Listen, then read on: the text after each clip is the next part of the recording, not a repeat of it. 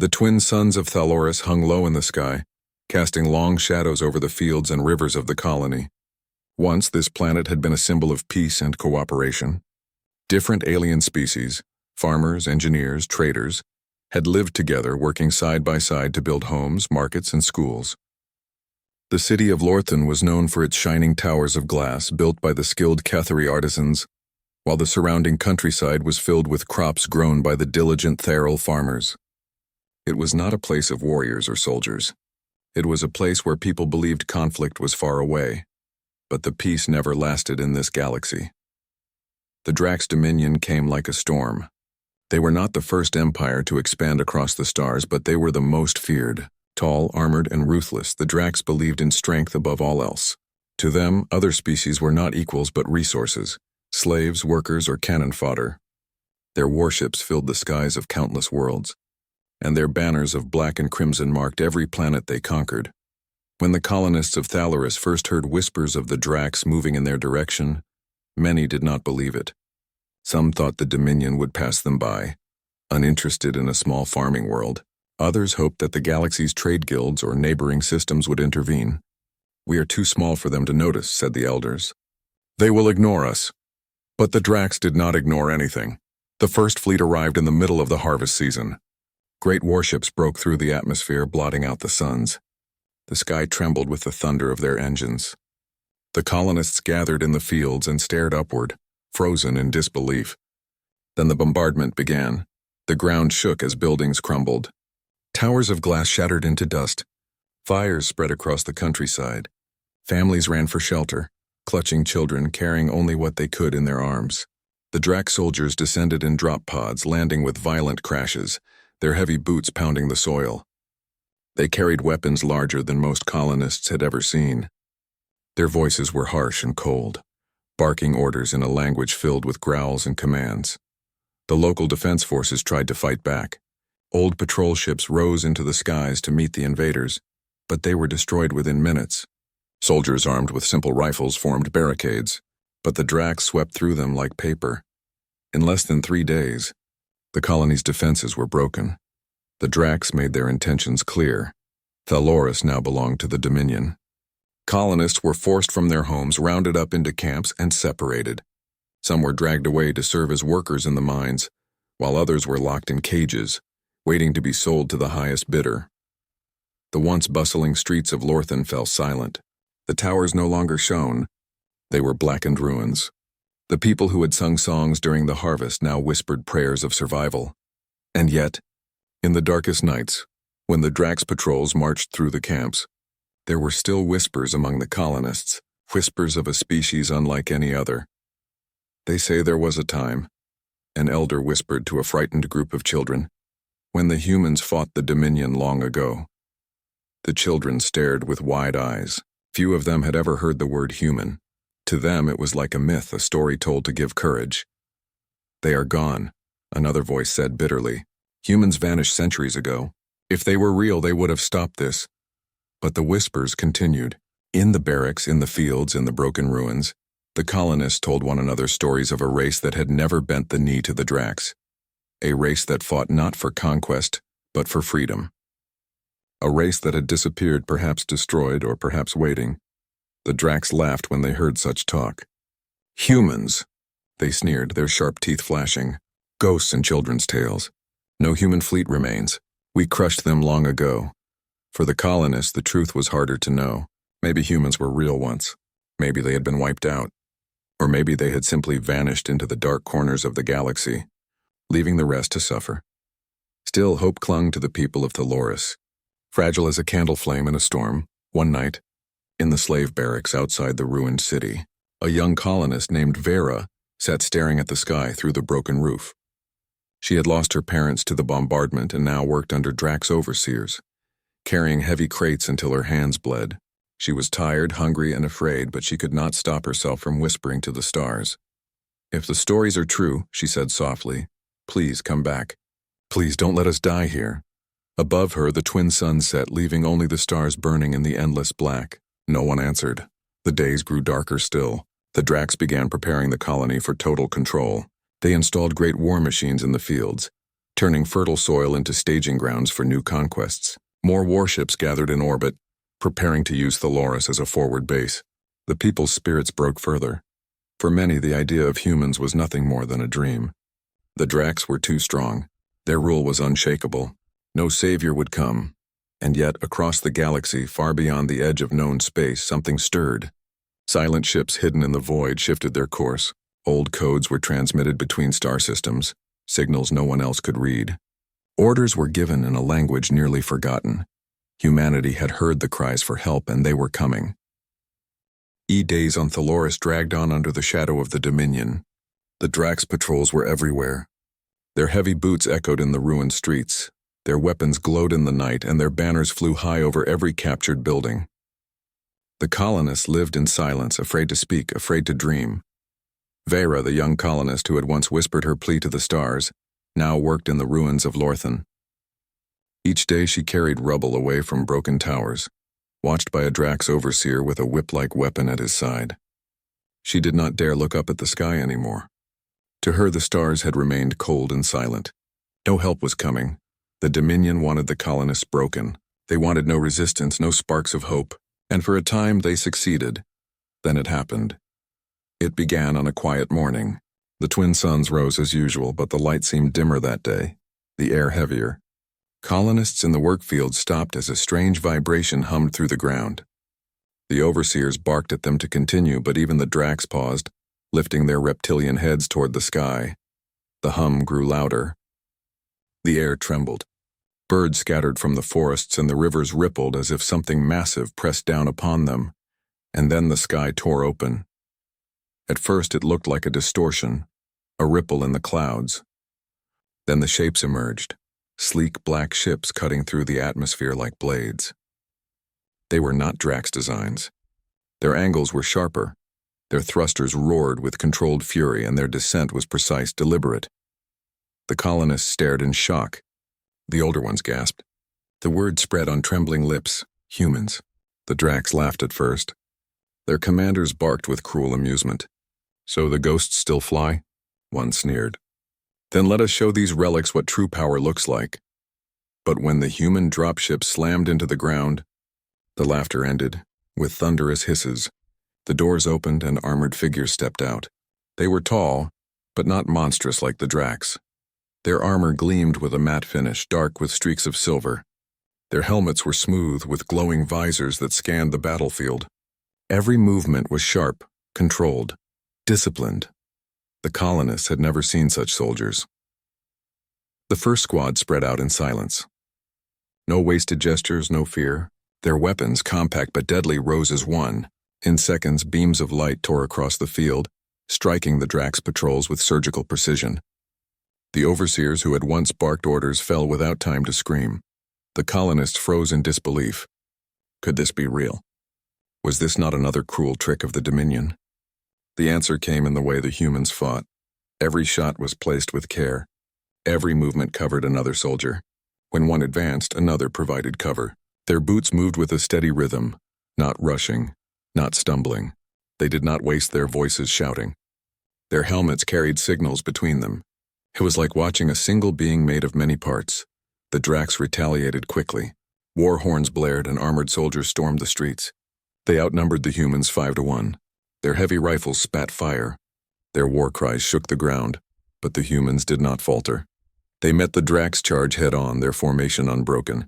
Human weapons cut through the enemy lines. Grenades burst with controlled explosions, sending shockwaves that staggered even the massive Drax soldiers. Where the Drax fought with brute strength, the humans fought with precision. Where the Drax relied on intimidation, the humans relied on discipline.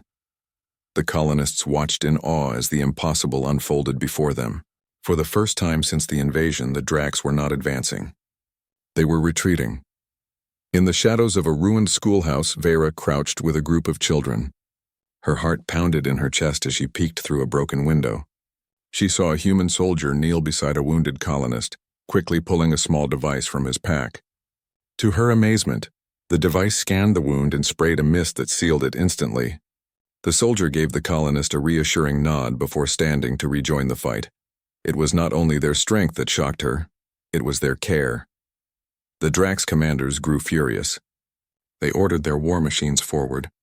Massive walkers, three-legged beasts of steel, stomped into the streets. Their cannons fired, shaking the ruins. Buildings collapsed. Dust filled the air. The humans responded calmly. Two soldiers rushed forward, carrying launchers on their shoulders. With perfect timing, they fired. The rockets soared, weaving in midair before striking the walkers at their weakest points. The machines toppled, their flames lighting the ruined city. Cheers erupted from the hiding colonists. The sound was weak at first, then louder, spreading from street to street. Hope was something they had forgotten how to feel, but now it returned, burning bright. The Drax pulled back, regrouping outside the city. Their commanders shouted that this was only the beginning, that the Dominion could not be stopped. Yet even they looked shaken. For the first time in decades, their enemies had not been crushed. The humans did not pursue recklessly. They secured the city block by block, checking for survivors, setting up defenses, and treating the wounded. To the colonists' amazement, they shared food, water, and medicine freely. They spoke little, their voices muffled by their helmets, but their actions spoke louder than words. When night fell, the city of Lorthan was no longer silent. Fires burned in the distance, but within the ruins there was movement, there was life, there was hope. Families huddled together, whispering thanks. Children pointed at the armored figures and smiled for the first time in months. Vera sat near the edge of a broken wall, staring up at the stars. The sky was no longer empty. Human ships patrolled above, their lights moving like guardians. She remembered her whispered prayer and felt tears in her eyes. They came, she said softly. The humans came. The battle was far from over. The Drax would not abandon Thaloris easily. Their fleets were vast, their armies countless. But something had changed. Something the Dominion had not expected. The humans had returned, and everything was different now. The city of Lorthan still burned, but it was no longer silent. Where once there had been only despair, now there was movement and strength. Human soldiers moved through the ruins, their armor glinting in the firelight, their voices calm and steady as they directed survivors to safety. For the first time in many seasons, the colonists dared to believe that perhaps the Drax Dominion could be stopped. But the Dominion was not finished. High above the planet, a new fleet gathered. Massive warships, larger than anything the colonists had ever seen, descended from hyperspace. Their hulls glowed with crimson light, their cannons bristling with energy. The Drax commanders were furious at the humiliation they had suffered in Lorthan. To them, the humans were not saviors. They were an insult to be erased. In the ruined streets, colonists whispered in fear as the sky filled once more with enemy ships. They are too many, some said. The humans will fall like the rest. But the human commander, a tall figure known only as Captain Hale, stood at the center of the colonist camp, his voice steady through his helmet's speaker. "We do not run," he said. "We do not abandon the weak. If they want to fight, then let them come." His words spread quickly among the survivors. They had never heard such confidence. It was not arrogance, it was certainty. The battle began at dawn. The Drax launched their first assault with waves of soldiers, marching in formation, their weapons blazing. Behind them came armored beasts, creatures bred for war, their jaws snapping and their hides thick with natural armor. Above, strikecraft rained fire upon the ruined city. But the humans were ready. They had fortified the streets overnight, turning rubble into barricades and ruins into strongholds. Their soldiers fought with calm precision, their weapons firing in controlled bursts. Colonists watched in amazement as human squads moved like clockwork, covering one another, advancing slowly but surely. The Drax pushed harder, but each time they gained ground, the humans pushed them back. Explosions shook the streets, yet the human lines never broke. Vera, the young colonist, had been sent with others to carry supplies. She moved between groups of soldiers, passing water and medical packs, and though she was terrified, she could not help but notice something strange. The humans did not only fight for themselves, they shielded colonists. They carried wounded aliens to safety, and their medics worked tirelessly on anyone, no matter the species. To the humans, all who suffered under the Dominion were worth saving. The colonists had never seen warriors like this. Still, the Drax were not finished. Their commanders unleashed their greatest weapons, massive war machines, towering walkers armed with plasma cannons supported by swarms of drones. The ground shook as the machines advanced. The colonists gasped. Even the strongest resistance fighters had fallen before such machines in the past. But the humans had come prepared. Captain Hale gave the order. From hidden bunkers, the humans unveiled weapons the colonists had never imagined. Launchers that fired guided missiles, energy cannons that pulsed with strange blue light, and drones of their own, small but fast, darting through the sky to cut down the Dominion swarms. The battlefield turned into chaos. Walkers toppled as explosions ripped through their joints. Drax soldiers roared in frustration as their formations shattered. Human soldiers pressed forward step by step, turning defense into offense. For the first time in living memory, the Dominion's forces began to retreat. The colonists could hardly believe their eyes. They had thought the Drax unstoppable, a storm that no one could resist. Yet here were the humans, outnumbered, outgunned, and still they stood firm. Vera felt tears on her face as she passed another crate of ammunition to a soldier. "How do they fight like this?" she whispered. An older colonist beside her shook his head. "Because they are human," he said, "and humans never stop." The final clash came at midday. The Drax flagship descended lower into the atmosphere, its cannons lighting the sky with fire. It was their last attempt to break the human defense. But then, from orbit, came a sight that none would ever forget. The human fleet revealed itself. Until now, only a handful of dropships had been seen. But hidden beyond the planet's shadow, larger ships had waited. They moved now with deliberate power, their silhouettes dark against the suns, warships older than the Dominion itself, their hulls bearing marks of battles long past, descended with thunder. The colonists gasped as the human fleet opened fire. Beams of energy tore through the Dominion flagship's shields. Torpedoes struck with terrifying accuracy. The skies blazed with light as the two fleets clashed above Thaloris. On the ground, the colonists and human soldiers pressed forward together. For the first time, the people of Thaloris fought beside the humans, throwing rocks, hurling makeshift weapons, and shouting with courage they had forgotten they had. The Dominion forces broke. When the battle finally ended, the Drax ships fled into the void, their commanders unwilling to face further humiliation.